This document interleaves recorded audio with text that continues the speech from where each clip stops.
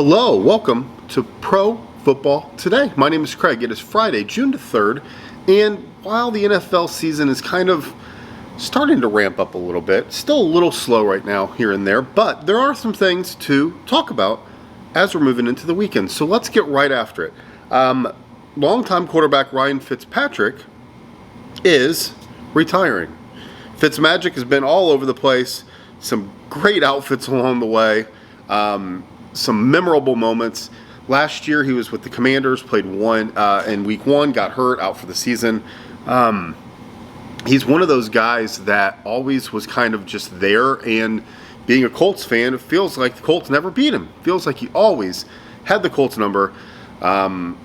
He was just one of those nice, solid backups that came in, had some magical plays.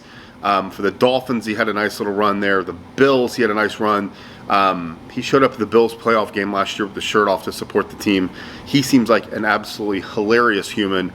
Seems like Fitzmagic really fits his name because he was magical out there on the field. So he is calling it a career. So congratulations to Ryan Fitzpatrick. The San Francisco 49ers announced that Frank Gore is the newest and the 31st member of the San Francisco 49er Hall of Fame. So Frank Gore just recently retired, an absolute stud with the 49ers, was really good here, played for the Jets.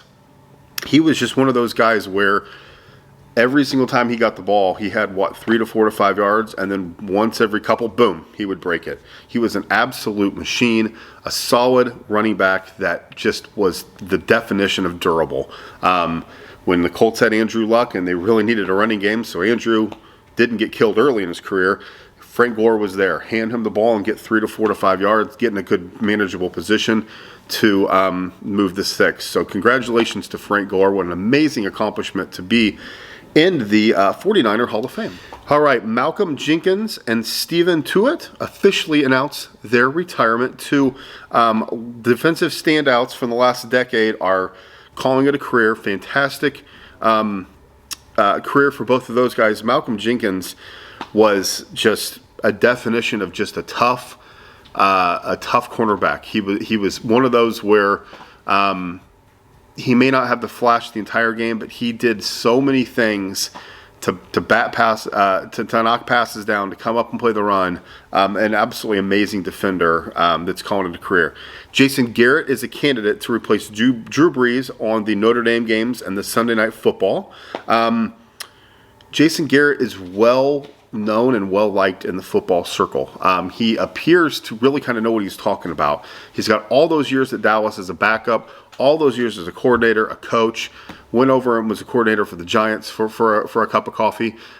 He would be an interesting choice. He doesn't move the needle per se, but it sounds like Drew Brees really is out at NBC. He fought the story that came out. There's too much smoke, right? Drew Brees is not going to be back. So the question is, who is going to get in there? Jason Garrett would be an interesting choice. I think he would be very, very well-spoken. I think he'd have a lot of good, interesting ideas. He's not going to move the needle, per se. Like I just mentioned, you're not going to say, oh, we got to tune in because Jason Garrett's there. You're not going to do that. But he is I think he'd be a worthy analyst. I'd like to hear him in other roles before you just kind of jump into the big seat. But that would be something interesting to see if that really comes about. Okay, the Bills are adding to the receiving core. They signed Tavon Austin today. He was an 8th overall pick, had 24 catches with 7 games with the Jaguars last year. He is fast. So that's going to be a good pickup if he's got anything left. Hopefully, that's just another insurance policy, another receiver for Josh Allen out in Buffalo.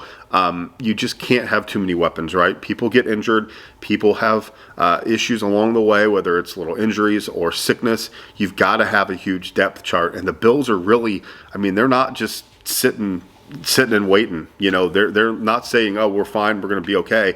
They're adding to this roster. So it's going to be a really nice addition. Hopefully he can jump in right away and contribute to that offense. What else we got? Alex Mack officially retires. Alex Mack was with Cleveland, Atlanta, San Francisco, a heck of a lineman. He's just one of those where you kind of plug and play. You put him there. Nobody had to really worry about him. An absolutely amazing career for Alex Mack, 13 seasons before he hangs it up. So a great career for Alex Mack. He was just really not slow and steady, but he was just so consistent, right? You never heard of any issues. You never heard of anything bad. Really, he was just a constant professional, and he was a great lineman that really was the glue, especially for those Cleveland teams. I mean, he was the guy. San Francisco, he was the guy. So a great career for Alex Mack. A little bit more about Fitzmagic before we hang up here for the day. 9 teams, 17 NFL seasons for Ryan Fitzpatrick. An absolutely amazing career. Rams, Bengals, Bills, Titans, Texans, Jets, Bucks, Dolphins, Commanders. What an amazing career for the guy with an amazing beard. The Harvard education, just an amazing career out of him. The last piece of news we're going to kind of touch on here. 49ers general manager John Lynch, this is from Adam Schefter from ESPN. They asked there was a Dwight Clark Legacy series, asked about Deebo Samuel's status. We haven't traded him, and I'd be a fool to trade him. So yes, Deebo will be part of the 49ers this year. So this kind of gets into the interesting thing. Should Deebo Samuel be treated as a receiver that his real position is, or a running back, which is really what he's kind of come to become, become a star, really. Being a running back has allowed him to just be absolutely amazing and be an absolute crazy weapon for the 49ers. So which is he? And that's where I think the disconnect is going to be. I know that he wants to go home. There's all kinds of rumors around him wanting to leave San Francisco and what reasons he wants to give, and that's fine. But I think ultimately the question is he a running back or receiver? Because he wants to be a receiver because their money is crazy. He wants to be a receiver because their contracts are longer. Running backs get the crap kicked out of them. They don't get paid a ton. They're only here for a cup of coffee, a short time, and then they're moving on and the next running back's coming in. Receivers have that longevity. They get to that second, maybe even third contract where they're really, really making some money. That's where he wants to be. That's what he wants to do. So we'll see. We'll see what happens, especially with the 49ers as they move forward. But I understand where he's coming from. He wants to be a receiver. Even if he's playing running back, he technically is a receiver. And I understand where San Francisco is coming from. It's going to be an interesting way because this is not going to be the first person. This is not going to be the last person that this happens to. There's going to be a lot of people out there that have this situation where they're either a running back, tight end. Naeem Hines here from Indianapolis. He's technically a running back, but he's going to play in the slot a ton. He's going to be a receiver, especially out of the backfield, a lot. So during all the workouts, you're already seeing him lining out wide to the right, sometimes to the left. So where's he going to get paid? And it's going to basically, at the end of the day, it's going to be like playmaker, right? It's just going to be like, you're a playmaker, here's how much you're going to make.